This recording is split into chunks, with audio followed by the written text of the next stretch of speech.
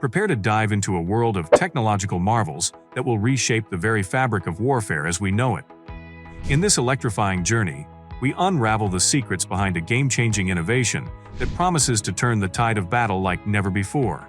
Brace yourself, for we're about to uncover why U.S. laser weapons are the revolutionary force that will forever alter the course of warfare on a global scale.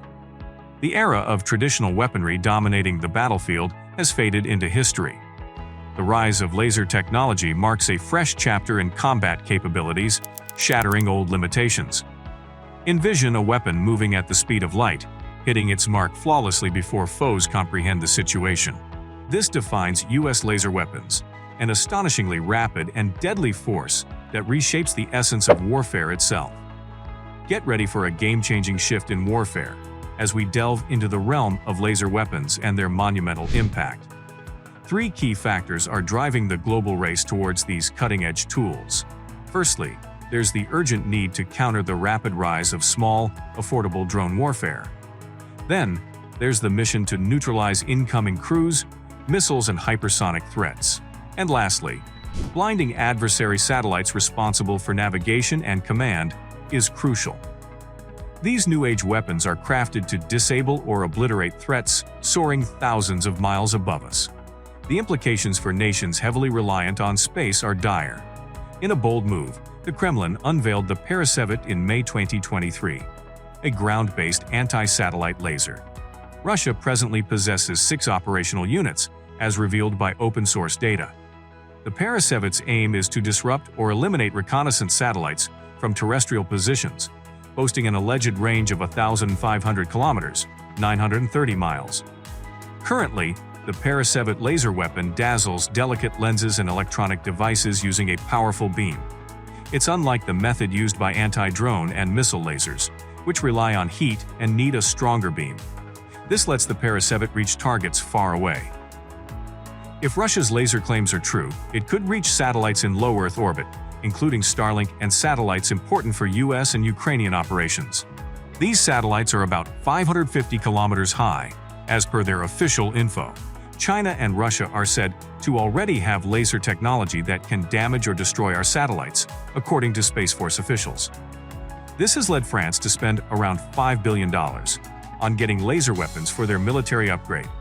The U.S. military is also investing $1 billion each year into developing directed energy weapons. Laser systems like the Parasevet are actually remains of older laser weapons designed for hitting far-off targets like satellites. The idea of using lasers to hit distant big targets goes back to the Cold War times. The research on laser weapons began in the 1960s as a big goal, a bit like a moonshot idea that people didn't take seriously at first.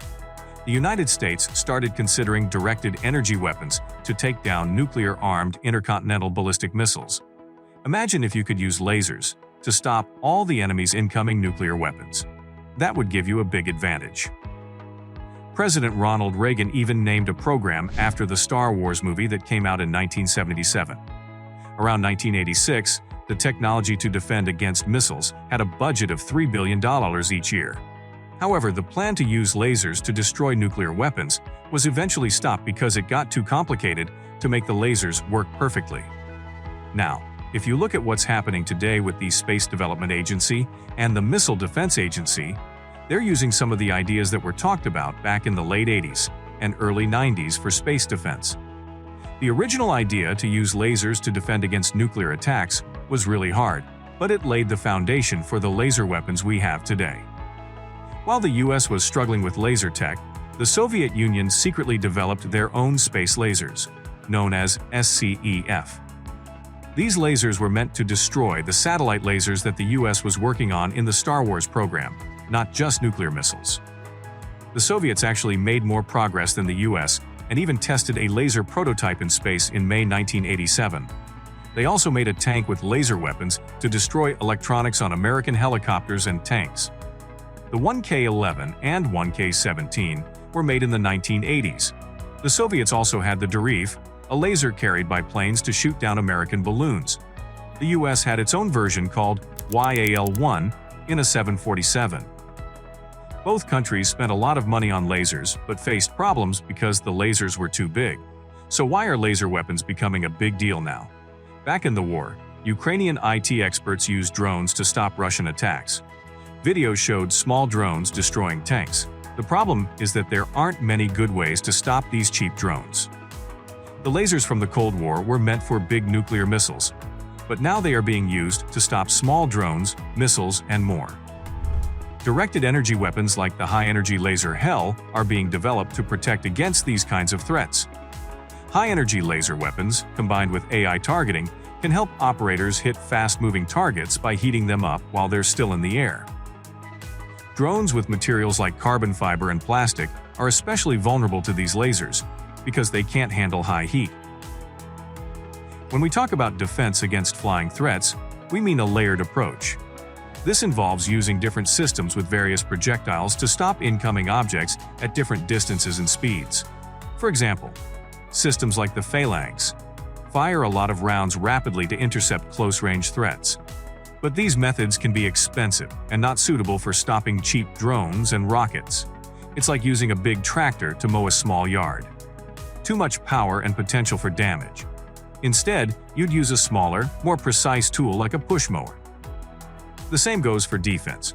You'd want a precise weapon like Raytheon's HEL to avoid causing unintended harm while still neutralizing the threat. So, directed energy weapons are indeed cost-effective. But the key point here is that systems like Phalanx and Patriot are too valuable to be used on the wrong targets. However, the threat landscape is changing. Drone swarms, loitering munitions, and even shorter-range artillery and rockets are becoming challenges for these high-cost defense systems. This is where incorporating high-energy laser, shell systems into the defense strategy comes into play. Raytheon has already developed 15 kilowatts and 50 kilowatts high-energy and high-powered microwave lasers. These HEL systems fit seamlessly into existing weapon networks. If one layer isn't ideal for countering a particular threat, the next layer can step in. Anti-air defense has always involved probabilities. Each system has a chance of intercepting a threat. The more layers you have, the better your odds. AI is a hot topic right now, and it's set to have a big impact on the military world. One of its immediate effects will likely be seen in layered air defense. Computers can quickly identify the type of incoming threat and select the most cost-effective layer to counter it, all within milliseconds. Something that would be a challenge for a human. Advances in laser and fiber optic technology have downsized large chemical lasers to devices that can fit comfortably on vehicles like a Polaris off-roader. Just take a look at the comparison between the Soviet 1K-17 laser tank and the U.S. Army's Stryker platoon, armed with the HEL defense system from Raytheon. An interview with a laser weapon engineer on the war zone at the Drive explains how defense contractors have achieved this. In the 1990s, significant investments poured into the commercial fiber optics technology industry, leading to innovations in laser technology. Initially, laser technology was used for tasks like cutting and welding. The demand for practical applications in various industries drove its development. The technology began with military use during the First Cold War, then transitioned to civilian applications, and is now making a military comeback. Over time, engineers have significantly improved efficiency in converting electronic power to laser beams, increasing it from 10% to around 30–35%. This progress has led many countries, including the US, Russia, Germany, India, France, Israel, Iran, and China, to develop and refine their own directed energy weapons in recent years. Thankfully for the United States, comments from Chinese researchers and PLA officers suggest that China is somewhat behind in laser weapon development. This is confirmed by the laser weapons showcased in China's 2022 air show. For instance, their 30-kilowatt LW-30 vehicle-mounted laser, while mobile, is not as agile as it might appear. The entire system includes 3 vehicles: a 30-kilowatt laser weapon vehicle, a command and communications vehicle, and a logistical support vehicle. This setup involves considerable fuel, maintenance, and has a large profile for a single short-range laser defense system. However, according to a 2022 report from the U.S. Defense Intelligence Agency, China might introduce higher power systems by the mid to late 2020s, extending their threat to non-optical satellite structures. Utilizing directed energy weapons for space-to-space combat avoids many of the challenges faced by lasers on Earth and could greatly enhance their effectiveness. The effectiveness of directed energy weapons is often hampered by factors like weather, wind, and atmospheric particles, which can block or disrupt the light beam's integrity. However, in the vacuum of space, these limitations don't exist.